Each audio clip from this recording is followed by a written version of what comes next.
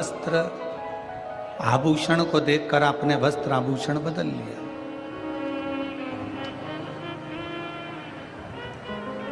किसी के स्वरूप को देखकर आपने अपना स्वरूप बदल लिया। किसी के घर को देखकर घर बदल लिया, पर्दे बदल लिए, बेडशीट बदल ली। दुनिया बहुत कॉपी करती है। छोटे से बच्चे को बोलो कि तू कुत्ता की आवाज निकाल के बता, तो वो कुत्ता की आवाज निकाल। किसी व्यक्ति को बोलो कि तू गधे की आवाज निकाल कर बता, तो वो गधे की आवाज निकाल।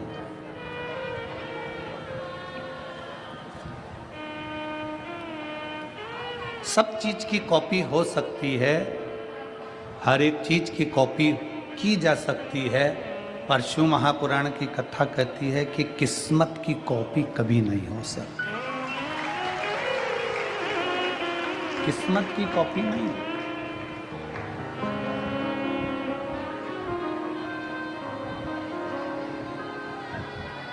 पहनावे की कॉपी कर सकते हो, कपड़े की कॉपी कर सकते हो, डिजाइन की कॉपी कर सकते हो, घर की कॉपी कर सकते हो, गाड़ी की कॉपी कर सकते हो, अपने आभूषण, रतन, माणिक, मोती, सोना, चांदी सब की कॉपी हो सकती है। हेयर स्टाइल, कलर, डिजाइन सब की कॉपी हो सकती है, पर किस्मत की कॉपी नहीं।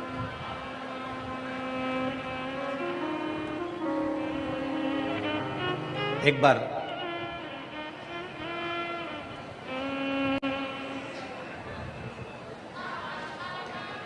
माता कात्यायनी ने भगवान देवाधिदेव महादेव से एक प्रश्न किया।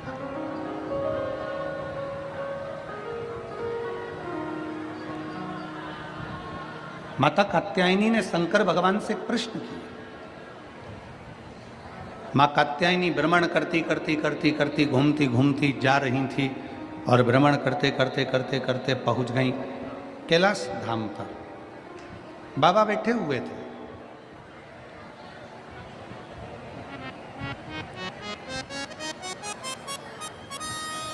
भगवान शंकर अपनी अलमस्ती में, अपने आनंद में बैठे हुए विराजे। और कात्यायनी माता ने जैसे ही शंकर भगवान को देखा, प्रणाम किया, नमन किया, बाबा से निवेदन किया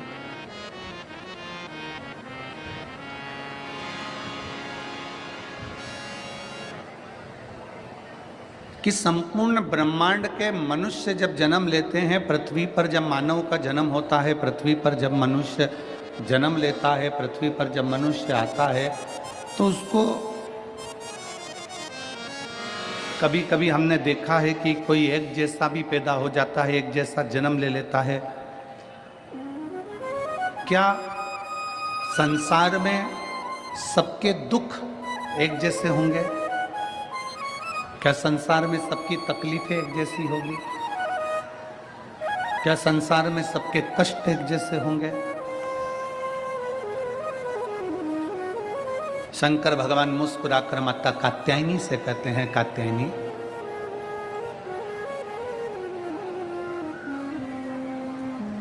तुम जब द्वापर में पूजी जाओगी, कात्यायनी तुम जब द्वापर में पूजी जाओगी, स्वयं ब्रज में निवास करने वाली गोपियां तुम्हारा पूजन करेंगी, तुम्हारी आराधना करेंगी, तुम्हारी विनती करेंगी, तुमको पूजेंगी। तब उसी द्वापर में भगवान कृष्ण का प्रागट्य, भगवान कृष्ण का। और जब भगवान कृष्ण का प्रागट्य होगा, भगवान कृष्ण जब प्रगटेंगे, आप दर्शन करोगे कि एक परमात्मा को भी मृत्यु लोक में आने के बाद कितना कष्ट सहना पड़ता है।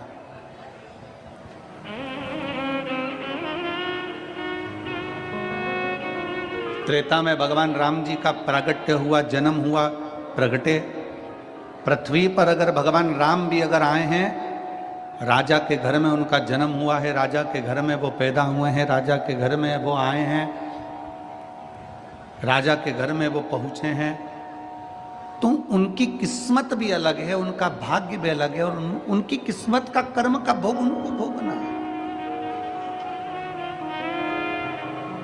इसलिए पहले भी कहा, आज फिर कहते हैं कि मत बुरे कर्म कर बंदे वरना पछताएगा, भगवान की आंखों से। जिनको आता है साथ में बोलो, मत बुरे कर्म कर बंदे वरना पछताएगा, भगवान की आंखों से तू बच नहीं पाएगा, तू बच नहीं पाएगा।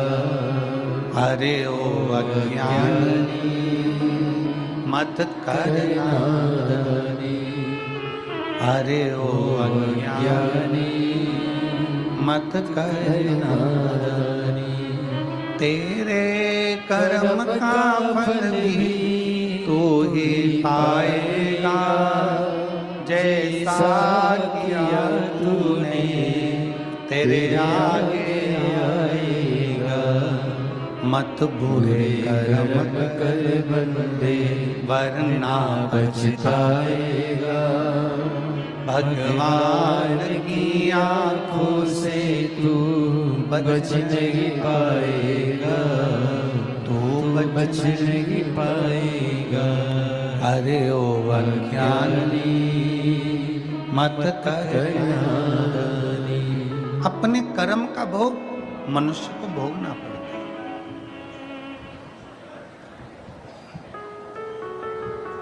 कोयला उठाकर फेंका,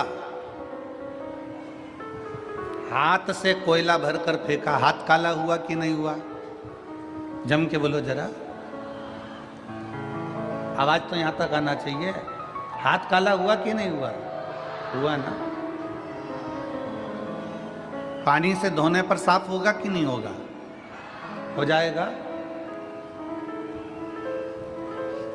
कोयले से हाथ काला हुआ, पानी से धोया साफ हो गया। धूप में दिन भर काम किया,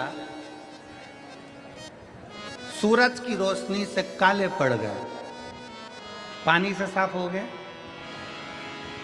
डॉक्टर के पास गए, साहब थोड़ा सा चेहरा चमकाने की क्रीम दे दो।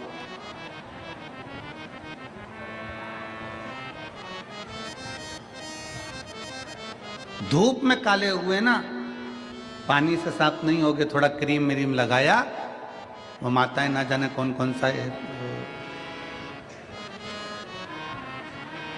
अभी हम जहाँ ठहरे हैं ना, जिनका भी मकान है उनको नमन करते हैं। हम जहाँ ठहरे हैं वहाँ उन्होंने बाथरूम में एक इतना बड़ा पैकेट रखा है, उस पर लिखा उपटन।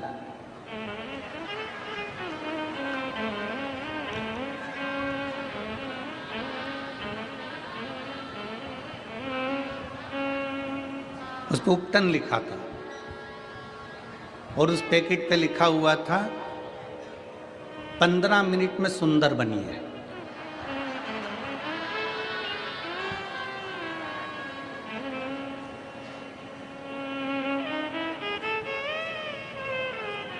हमने आशीष से कहा, रे आशीष इसका फोटो खींच लो, पूरा माल खरीद के अफ्रीका में बेच दो। 15 मिनट में सुंदर।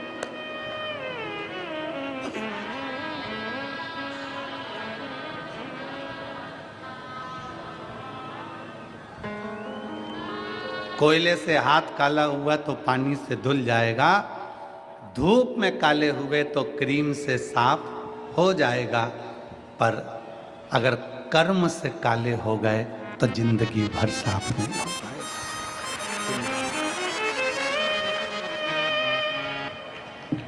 कोयले से हाथ काला हुआ, पानी से साफ हो जाएगा। क्रीम तुम्हें धूप से काले हुए तो साफ कर देगा। पर जब हमारे कर्म, हमको बेकार कर्म हम जब करते हैं, किसी का बुरा करते हैं, किसी को गाली देते हैं, किसी का अपशब्द करते हैं, किसी को ताना देते हैं, कोई बेकार कर्म हम जब करते हैं तो हमारे को एक जन्म नहीं, ना जाने कितने जन्म तक भोगना पड़ता है, तो भी हमारा कर्म साफ नहीं हो पाता, तो भी हमारा कर्म साफ नहीं होता।